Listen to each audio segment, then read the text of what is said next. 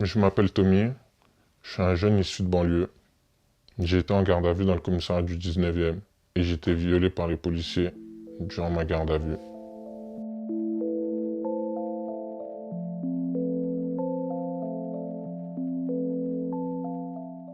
Tommy nous a raconté dans le détail les coups et le viol dont il a été victime dans un commissariat parisien. Tout commence le 5 avril dernier. Ce jour-là, le jeune homme de 23 ans rend visite à un pote qui habite le quartier. Sur le trajet, des policiers lui font signe de s'arrêter. Tommy refuse de s'exécuter, il prend la fuite. Le véhicule de police le poursuit sur quelques centaines de mètres, le percute. Bloqué en travers de la route, Tommy se laisse interpeller. Deux agents le menottent et le font monter dans leur véhicule. C'est là, sous le regard de plusieurs autres policiers, que ces deux fonctionnaires vont l'étrangler et le frapper une première fois. Je suis amené, je suis menotté, je suis ceinturé, je suis au milieu du véhicule. À ce moment-là, j'ai un policier qui est sur ma gauche et il y a un policier qui monte dans le coffre. Il faut savoir qu'en fait, les nouveaux véhicules, c'est des SUV qui sont vraiment assez grands. Le policier qui était monté à l'arrière, en fait, j'ai été monté pour m'étrangler. Et à ce moment-là, en fait, il m'a fait une clé de bras. Ça veut dire qu'il a entouré mon cou avec son bras et qu'il m'a serré aussi fort qu'il pouvait à ce moment-là parce que c'était vraiment violent. Et le policier qui était sur ma gauche, il m'a vraiment mis plusieurs coups de poing, des coups de poing vraiment très violents. Et moi, en fait, j'étais toujours au milieu du véhicule, menotté, ceinturé. Ça a duré une trentaine de secondes. Je me regardais dans le rétroviseur. Et là, en fait, je voyais ma vie basculer parce que le policier qui était à l'arrière, qui me disait « T'es mort, tu vas mourir, tu vas mourir, tu vas mourir ». Et quand on vous étrangle et qu'on vous assène plusieurs coups de poing, même si vous y croyez pas, vous êtes obligé d'y croire au bout d'un moment. Tommy est ensuite transféré au commissariat du 19e arrondissement. Après quelques formalités, il est emmené dans une salle pour être fouillé. C'est là que les deux mêmes fonctionnaires vont à nouveau le passer à tabac et le violer. J'enlève ma veste, j'enlève mon pull, je les enlève un à un. Vient un moment du caleçon. Il faut savoir que quand vous êtes en garde à vue, il y a certains policiers qui vont vous demander de baisser le caleçon pour vérifier si vous avez quelque chose ou non, et d'autres qui n'ont pas forcément envie de voir le sexe de l'homme ou de voir les fesses d'un homme, donc ils vont plutôt vous dire non, il n'y a pas de souci. Donc ça veut dire que je me tourne vers le policier et je lui dis à ce moment-là, caleçon. Le policier me répond oui. Ok, ça ne me pose pas de problème. Je baisse mon caleçon. Si on parle d'une question de principe et de logique et de loi, la fouille devrait s'arrêter là. Parce qu'à ce moment-là, je baisse mon caleçon, je n'ai rien sur moi. Mais sauf que là, le policier me demande de me retourner, de me baisser et de m'accroupir. Moi, je réponds au policier, au vu de mes antécédents, au vu de tout ce qui m'est arrivé dans ma vie, on ne me l'a jamais fait celle-là et que ce n'était pas aujourd'hui que ça allait commencer. Le policier me demande est-ce que je suis sûr une première fois. Je lui réponds oui que je suis sûr. Il me redemande une deuxième fois est-ce que je suis sûr et je lui réponds oui je suis sûr. Et de là, les deux policiers se jettent sur moi. Et à ce moment-là, il y en a un qui m'étrangle, qui me prend au niveau de la nuque, qui me fait aller au sol en me faisant une clé de bras. Ce policier-là continue de m'étrangler pendant que le deuxième policier m'a asséné, mais là, franchement, des coups que j'ai eu plusieurs blessures dans ma vie, je me suis déjà tordu le genou, je me suis déjà luxé les épaules. Mais là, ces coups-là, en fait, ils étaient vraiment violents. Et là, je me dis, en fait, qu'est-ce qui m'arrive? Comment ça va se terminer? J'ai entendu plusieurs histoires. Dernièrement, il y avait l'histoire de George Floyd qui est mort asphyxié. Il y a aussi eu des histoires où il y a eu des homicides dans des commissariats et je me dis, mais là, de tout ce que tu as subi, ça va t'arriver, c'est fini pour toi. Là, le policier baisse mon caleçon de manière volontaire et violente. Il avait enlevé ses gants.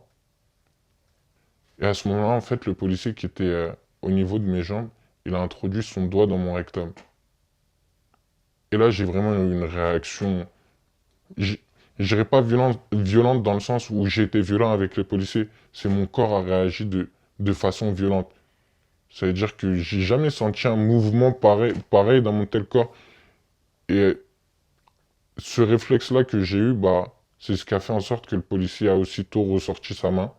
Je commençais à crier de partout. En fait, dans le commissariat du 19e, la salle de fouille et l'accueil de la police, et notamment les cellules, sont réellement collés. Donc il n'y a personne qui peut me dire qu'il ne m'a pas entendu. C'était vraiment des cris de détresse, des cris de souffrance, des cris de douleur, des cris de choc. Après ce viol, les deux fonctionnaires vont le traîner sur plusieurs mètres.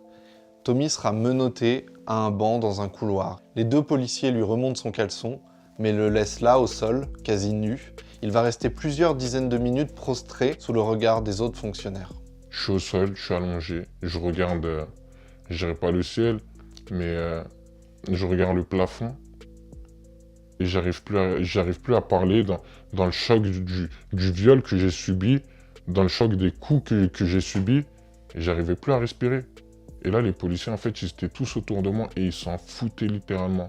Il n'y en a pas un qui a une seule réaction. Les seules réactions qu'il y avait, c'était des moqueries. On m'appelait Théo. J'entendais Théo, Théo, Théo, Théo. Ah, on t'a fait une Théo, ah ceci, ah cela. Et j'avais aussi plusieurs remarques. Hey, t'en mets combien de doigts? Ça va, le doigt, il était pas trop grand. Tommy va passer 48 heures en garde à vue. Il sera auditionné à plusieurs reprises. À chaque fois, il va raconter son calvaire, mais sa parole est souvent ignorée ou remise en question.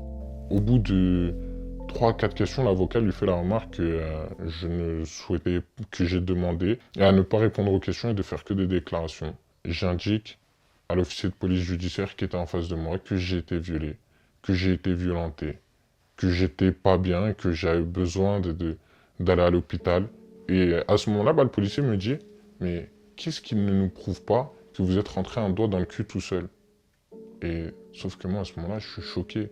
Et je me dis « Ah ouais, là aujourd'hui, en fait, ils vont me la faire comme ça. » Finalement, à force d'insister, Tommy va être présenté à un médecin qui va constater les marques et effectuer un prélèvement ADN.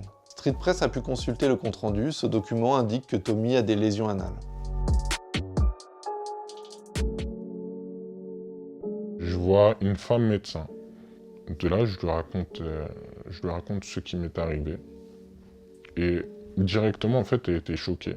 Elle était choquée et elle m'explique que je dois passer des tests par rapport notamment au viol pour essayer de retrouver de l'ADN. Et elle m'explique aussi l'importance de ces tests.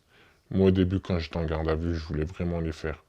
Mais sauf qu'arrivé sur le moment, j'ai eu un petit moment de doute parce que vous dites que vous êtes un homme, et que ce soit pour un homme ou pour une femme, ça restera toujours compliqué d'être violé, de devoir faire des tests.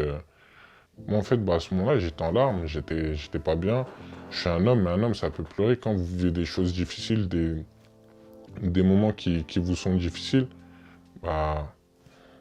Vous craquez. Et je pense que pas mal de personnes auraient craqué à ce moment-là. Ce qui m'a motivé à les faire, c'est quand le policier m'a dit « Mais qu'est-ce qui me prouve que tu t'es pas rentré un doigt dans le cul tout seul ?» Et là, en fait, je voulais vraiment optimiser mes chances pour notamment qu'on retrouve de l'ADN au niveau de mes parties, de là où le policier m'a violé. Pour le protéger, le docteur va le garder à l'hôpital jusqu'à la fin de sa garde à vue. Après 48 heures, Tommy est enfin libéré. Il rentre chez lui, prend une douche, se repose quelques heures et se rend à l'IGPN, la police des polices, pour porter plainte.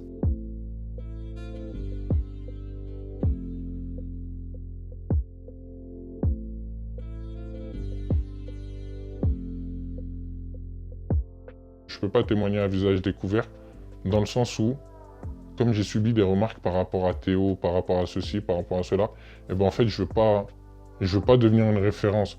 Je veux pas qu'on dise que mon nom, Tommy, soit connu par rapport à un viol que j'ai subi en garde à vue.